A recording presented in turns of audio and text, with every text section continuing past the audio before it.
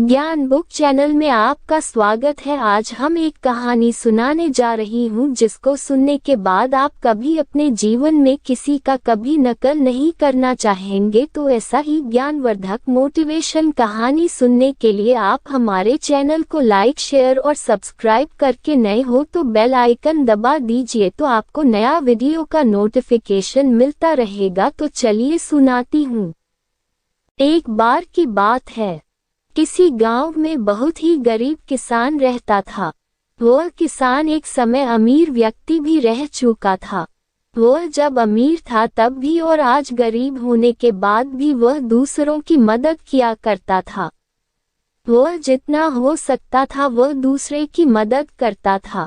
वह किसान जब भी मंदिर जाया करता तो ईश्वर से धन मांगता ताकि वह दूसरे की मदद कर सके। ऐसे ही कुछ समय बिता।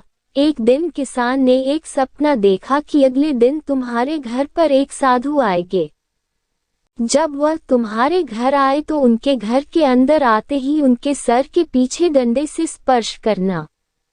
डंडे से स्पर्श करते ही वह पूरे तरह से सोने के बन जाएंगे। इस तरह तुम फिर से एक अमीर आदमी बनकर दूसरों की मदद कर सकते हो। अगले दिन ऐसा ही हुआ। उस किसान के घर पर एक साधु ने दस्तक दिया।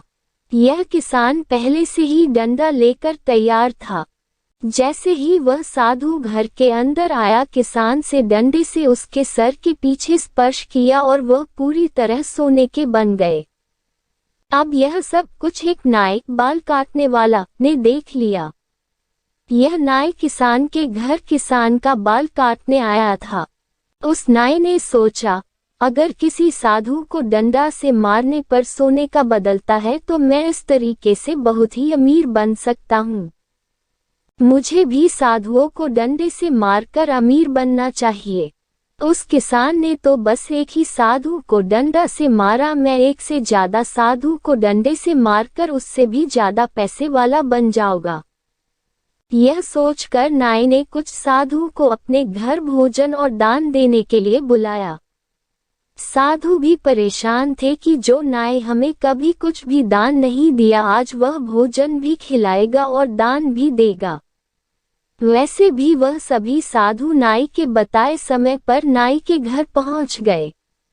नाई ने अपनी सारी तैयारी कर लिया था। जैसे ही साधु नाई के घर के अंदर गए, नाई ने अपने घर का दरवाजा बंद कर दिए। उसके बाद नाई साधुओं को डंडे से मारने लगा, लेकिन कोई भी साधु सोने का न बना। साधु नाई को इस तरह से मारने का कारण समझ नहीं पा रहे थे। कुछ समय मार खाने के बाद सभी साधुओं को गुस्सा आ गया।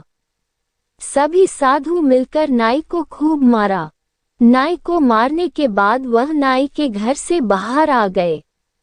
इस कहानी से हमें यह सीख मिलती है कि हमें किसी का नकल कभी नहीं करना चाहिए। दोस्तों, अगर यह कहानी पसंद आई हो तो आप हमारे चैनल को लाइक, शेयर, सब्सक्राइब करके बेल आइकन दबा दीजिए। आपका धन्यवाद।